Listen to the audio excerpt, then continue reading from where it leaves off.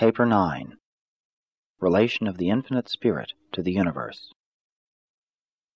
A strange thing occurred when, in the presence of Paradise, the Universal Father and the Eternal Son unite to personalize themselves. Nothing in this eternity situation foreshadows that the conjoint actor would personalize as an unlimited spirituality, coordinated with absolute mind, and endowed with unique prerogatives of energy manipulation. His coming into being completes the Father's liberation from the bonds of centralized perfection and from the fetters of personality absolutism. And this liberation is disclosed in the amazing power of the conjoint Creator to create beings well adapted to serve as ministering spirits even to the material creatures of the subsequently evolving universes. The Father is infinite in love and volition, in spiritual thought and purpose. He is the universal upholder. The Son is infinite in wisdom and truth, in spiritual expression and interpretation. He is the universal revealer. Paradise is infinite in potential for force endowment and in capacity for energy dominance. It is the universal stabilizer. The conjoint actor possesses unique prerogatives of synthesis, infinite capacity to coordinate all existing universe energies, all actual universe spirits, and all real universe intellects. The third source and center is the universal unifier of the manifold energies and diverse creations which have appeared in consequence of the divine plan and the eternal purpose of the Universal Father. The Infinite Spirit, the conjoint Creator, is a universal and divine minister. The Spirit unceasingly ministers the Son's mercy and the Father's love, even in harmony with the stable, unvarying, and righteous justice of the Paradise Trinity. His influence and personalities are ever near you. They really know and truly understand you. Throughout the universes, the agencies of the conjoint actor ceaselessly manipulate the forces and energies of all space. Like the first source and center, the third is responsible to both the spiritual and the material. The conjoint actor is the revelation of the unity of God, in whom all things consist: things, meanings, and values, energies, minds, and spirits. The Infinite Spirit pervades all space. He indwells the circle of eternity, and the Spirit, like the Father and the Son, is perfect and changeless, absolute. 1. Attributes of the third source and center. The third source and center is known by many names, all designative of relationship and in recognition of function. As God the Spirit, He is the personality coordinate and divine equal of God the Son and God the Father. As the Infinite Spirit, He is an omnipresent spiritual influence. As the universal manipulator, He is the ancestor of the power control creatures and the activator of the cosmic forces of space. As the conjoint actor, He is the joint representative and partnership executive of the Father-Son. As the absolute mind, He is the source of the endowment of intellect throughout the universes. As the God of action, He is the apparent ancestor of motion, change, and relationship. Some of the attributes of the third source and center are derived from the Father, some from the Son, while still others are not observed to be actively and personally present in either the Father or the Son, attributes that can hardly be explained except by assuming that the Father-Son partnership, which eternalizes the third source and center, consistently functions in consonance with and in recognition of the eternal fact of the absoluteness of Paradise. The conjoint Creator embodies the fullness of the combined and infinite concepts of the first and second persons of deity. While you envisage the Father as an original Creator and the Son as a spiritual administrator, you should think of the third source and center as a universal coordinator, a minister of unlimited cooperation. The conjoint actor is the correlator of all actual reality. He is the deity repository of the Father's thought and the Son's word, and in action is eternally regardful of the material absoluteness of the central isle. The Paradise Trinity has ordained the universal order of progress, and the providence of God is the domain of the conjoint Creator and the evolving Supreme Being.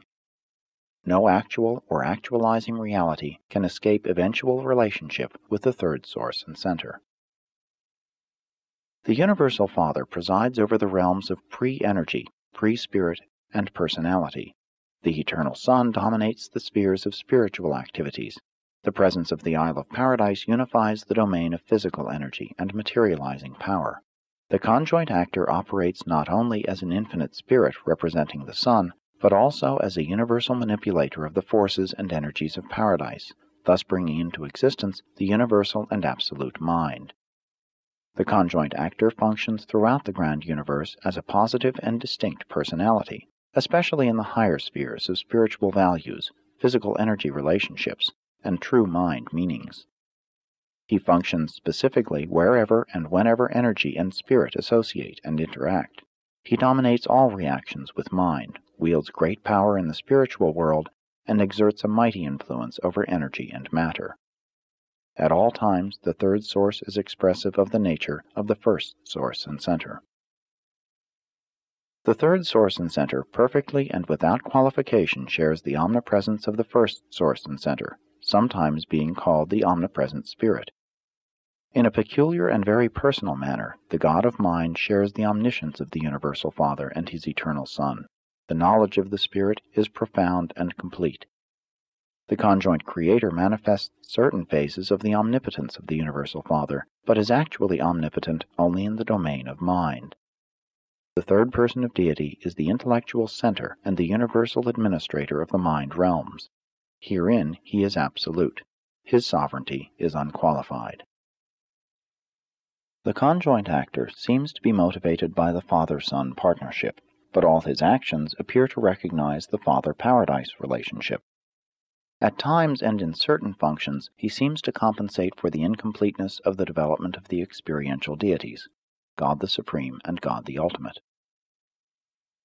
And herein is an infinite mystery, that the Infinite simultaneously revealed His infinity in the Son and as Paradise, and then there springs into existence a being equal to God in divinity, reflective of the Son's spiritual nature, and capable of activating the Paradise pattern, a being provisionally subordinate in sovereignty, but in many ways apparently the most versatile in action. And such apparent superiority in action is disclosed in an attribute of the third source and center, which is superior even to physical gravity, the universal manifestation of the Isle of Paradise. In addition to this super-control of energy in things physical, the Infinite Spirit is superbly endowed with those attributes of patience, mercy, and love which are so exquisitely revealed in His spiritual ministry. The Spirit is supremely competent to minister love and to overshadow justice with mercy.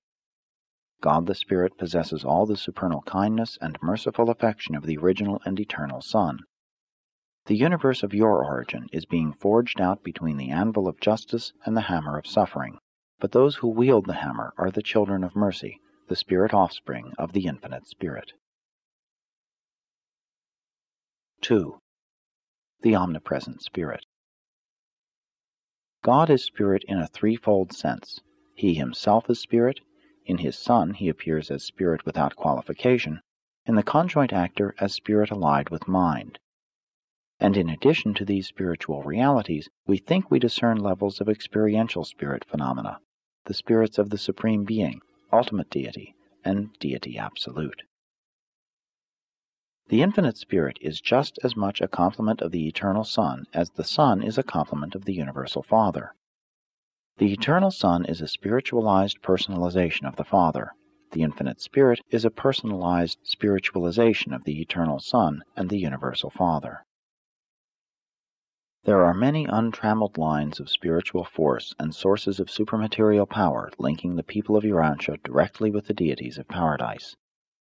There exists the connection of the thought adjusters direct with the Universal Father, the widespread influence of the spiritual gravity urge of the Eternal Son, and the spiritual presence of the conjoint Creator. There is a difference in function between the Spirit of the Son and the Spirit of the Spirit. The third person in his spiritual ministry may function as mind plus spirit, or as spirit alone.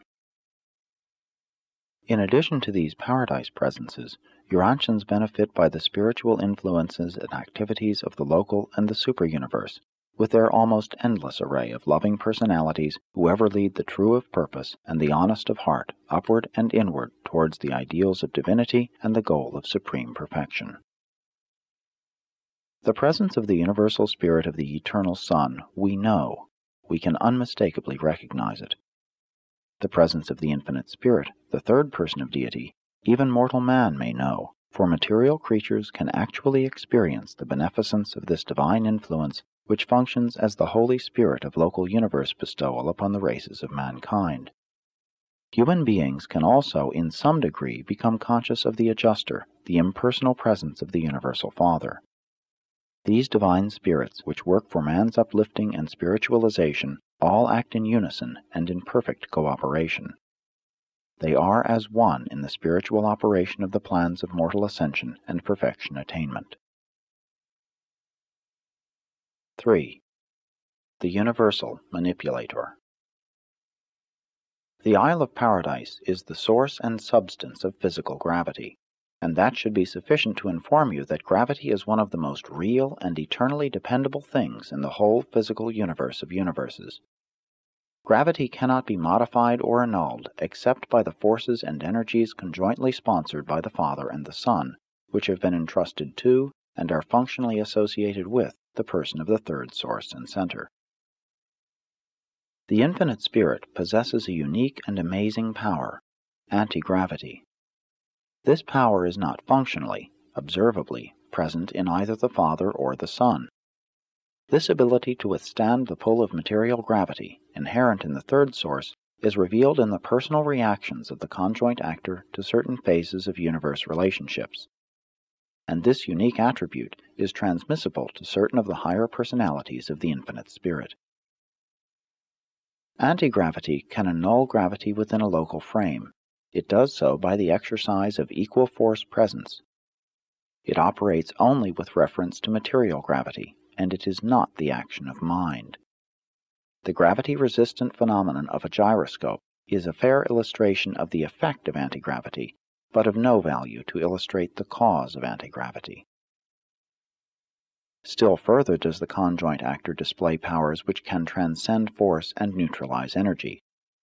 Such powers operate by slowing down energy to the point of materialization and by other techniques unknown to you. The conjoint creator is not energy, nor the source of energy, nor the destiny of energy. He is the manipulator of energy. The conjoint creator is action, motion, change, modification, coordination, stabilization, and equilibrium. The energies subject to the direct or indirect control of Paradise are by nature responsive to the acts of the third source and center and his manifold agencies. The universe of universes is permeated by the power control creatures of the third source and center, physical controllers, power directors, power centers, and other representatives of the God of action who have to do with the regulation and stabilization of physical energies. These unique creatures of physical function all possess varying attributes of power control, such as anti-gravity, which they utilize in their efforts to establish the physical equilibrium of the matter and energies of the grand universe. All these material activities of the God of action appear to relate to his function to the Isle of Paradise, and indeed the agencies of power are all regardful of, even dependent on, the absoluteness of the eternal Isle. But the conjoint actor does not act for or in response to Paradise. He acts personally for the Father and the Son. Paradise is not a person. The non-personal, impersonal, and otherwise not personal doings of the third source and center are all volitional acts of the conjoint actor himself. They are not reflections, derivations, or repercussions of anything or anybody. Paradise is the pattern of infinity. The God of action is the activator of that pattern. Paradise is the material fulcrum of infinity. The agencies of the third source and center are the levers of intelligence which motivate the material level and inject spontaneity into the mechanism of the physical creation. 4. The Absolute Mind. There is an intellectual nature of the third source and center that is distinct from his physical and spiritual attributes. Such a nature is hardly contactable, but it is associable, intellectually, though not personally. It is distinguishable from the physical attributes and the spiritual character of the third person on mind levels of function, but to the discernment of personalities, this nature never functions independently of physical or spiritual manifestations. The absolute mind is the mind of the third person. It is inseparable from the personality of God the Spirit. Mind, in functioning beings, is not separated from energy or spirit or both. Mind is not inherent in energy.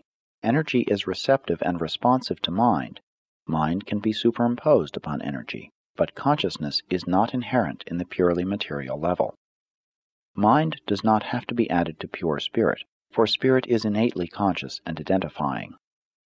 Spirit is always intelligent, minded in some way. It may be this mind or that mind. It may be pre-mind or supermind, even spirit mind, but it does the equivalent of thinking and knowing. The insight of spirit transcends, supervenes, and theoretically antedates the consciousness of mind. The conjoint creator is absolute only in the domain of mind, in the realms of universal intelligence. The mind of the third source and center is infinite. It utterly transcends the active and functioning mind circuits of the universe of universes. The mind endowment of the seven superuniverses is derived from the seven master spirits, the primary personalities of the conjoint creator.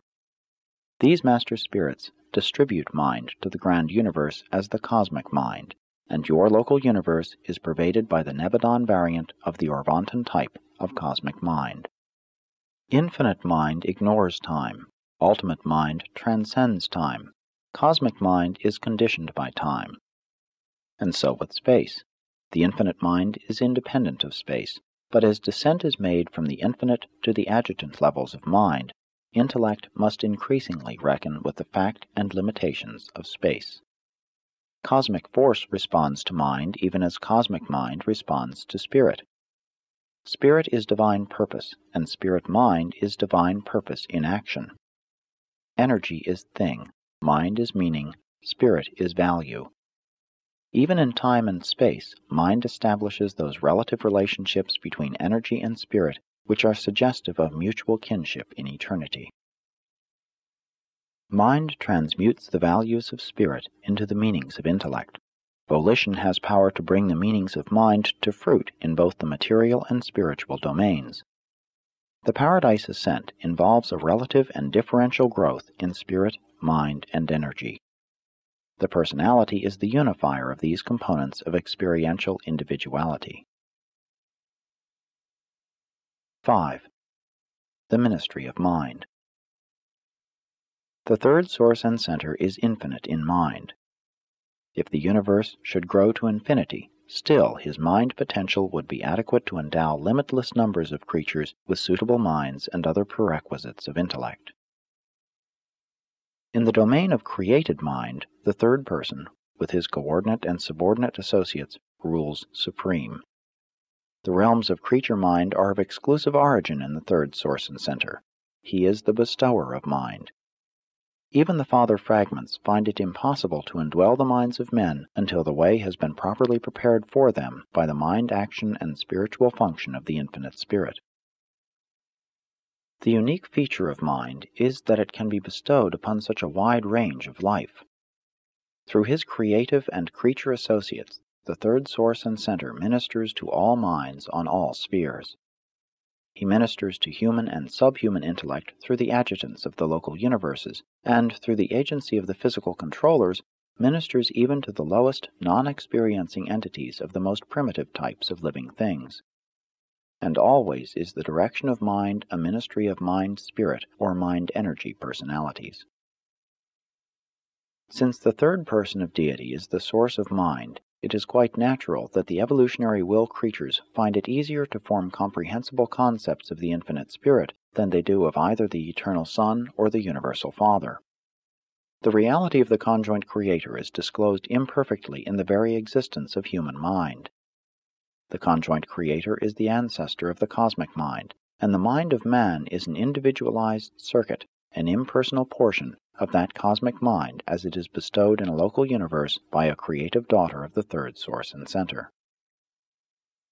Because the third person is the source of mind, do not presume to reckon that all phenomena of mind are divine. Human intellect is rooted in the material origin of the animal races. Universe intelligence is no more a true revelation of God, who is mind, than is physical nature a true revelation of the beauty and harmony of paradise. Perfection is in nature, but nature is not perfect. The conjoint creator is the source of mind, but mind is not the conjoint creator. Mind on Urantia is a compromise between the essence of thought perfection and the evolving mentality of your immature human nature. The plan for your intellectual evolution is indeed one of sublime perfection, but you are far short of that divine goal as you function in the tabernacles of the flesh. Mind is truly of divine origin, and it does have a divine destiny, but your mortal minds are not yet of divine dignity. Too often, all too often, you mar your minds by insincerity and sear them with unrighteousness. You subject them to animal fear and distort them by useless anxiety. Therefore, though the source of mind is divine, mind as you know it on your world of ascension can hardly become the object of great admiration, much less of adoration or worship.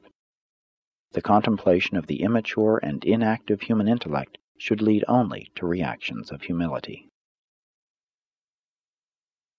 6. The Mind-Gravity Circuit. The third source and center, the universal intelligence, is personally conscious of every mind, every intellect in all creation, and he maintains a personal and perfect contact with all these physical, morontial, and spiritual creatures of mind endowment in the far-flung universes. All these activities of mind are grasped in the absolute mind-gravity circuit, which focalizes in the third source and center, and is a part of the personal consciousness of the infinite spirit.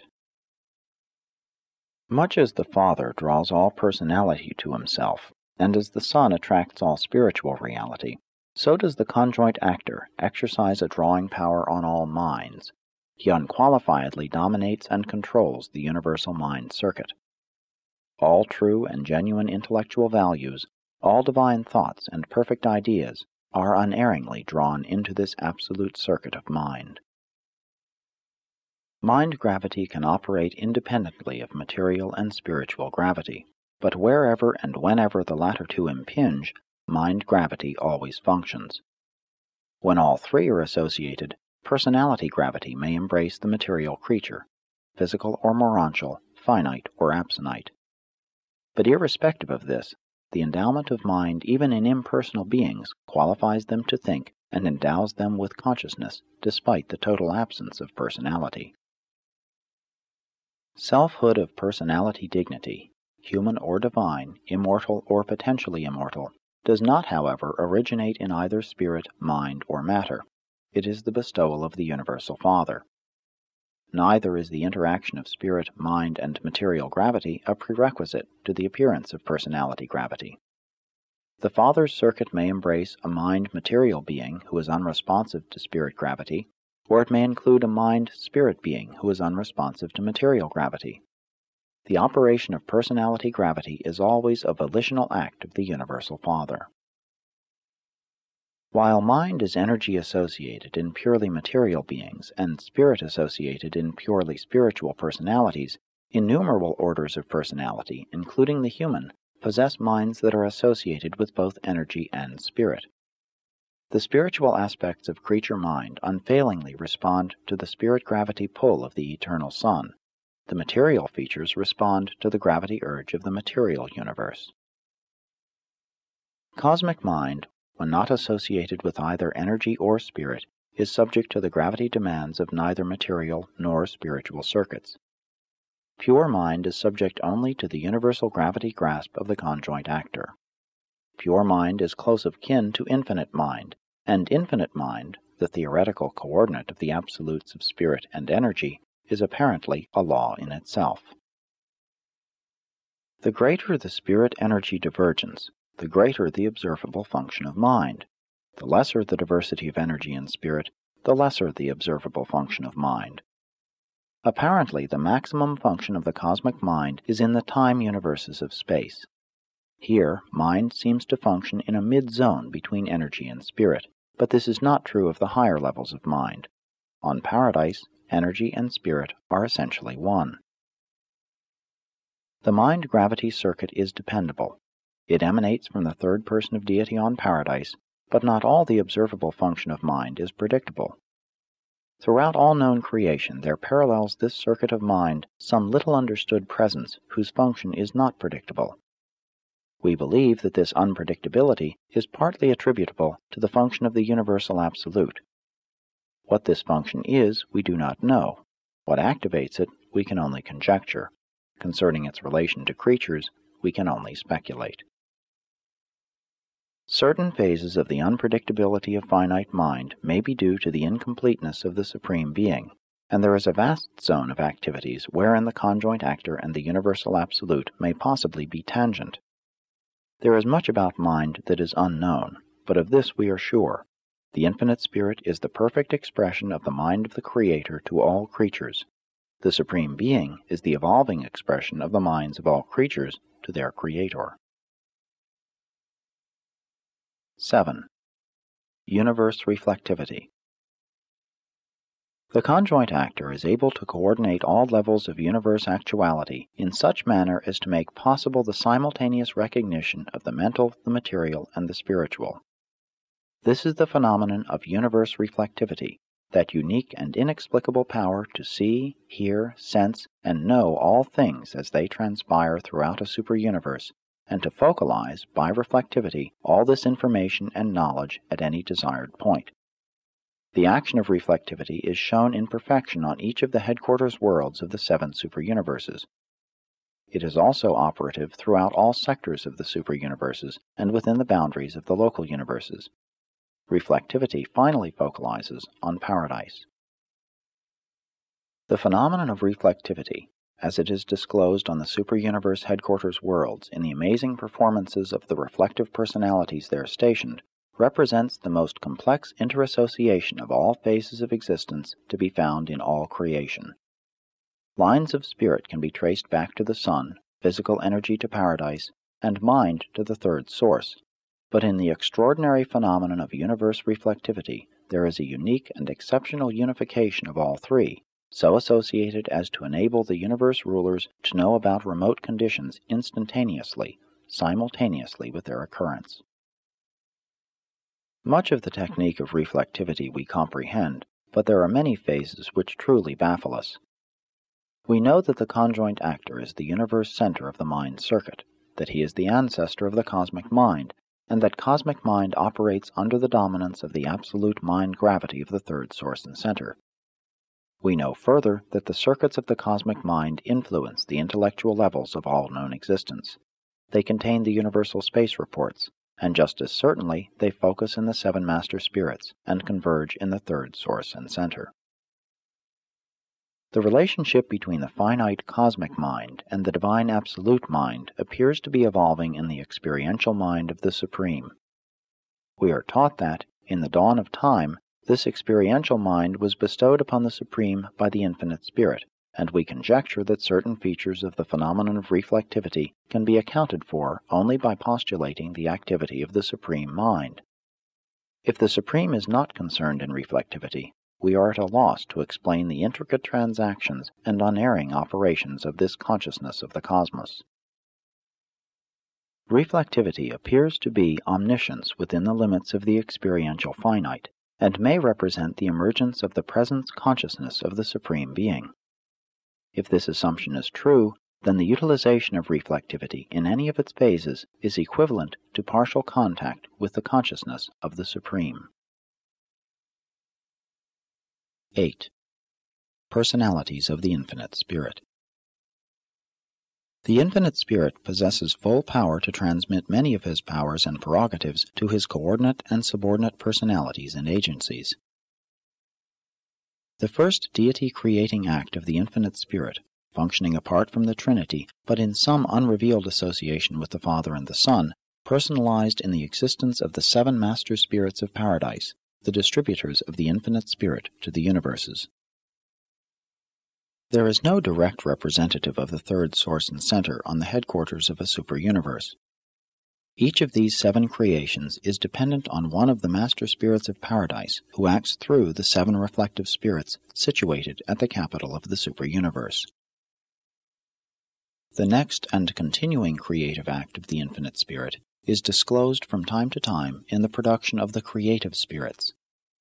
Every time the Universal Father and the Eternal Son become parent to a Creator Son, the Infinite Spirit becomes ancestor to a local universe creative spirit, who becomes the close associate of that Creator Son in all subsequent universe experience.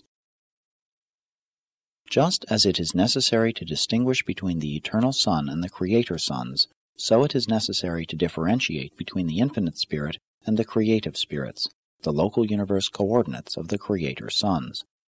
What the Infinite Spirit is to the total creation, a creative spirit is to a local universe. The third source and center is represented in the grand universe by a vast array of ministering spirits, messengers, teachers, adjudicators, helpers, and advisors, together with supervisors of certain circuits of physical, morontial, and spiritual nature. Not all of these beings are personalities in the strict meaning of the term. Personality of the finite creature variety is characterized by 1. Subjective self-consciousness. 2. Objective response to the Father's personality circuit. There are creator personalities and creature personalities, and in addition to these two fundamental types, there are personalities of the third source and center, beings who are personal to the Infinite Spirit, but who are not unqualifiedly personal to creature beings. These third source personalities are not a part of the Father's personality circuit. First source personality and third source personality are mutually contactable.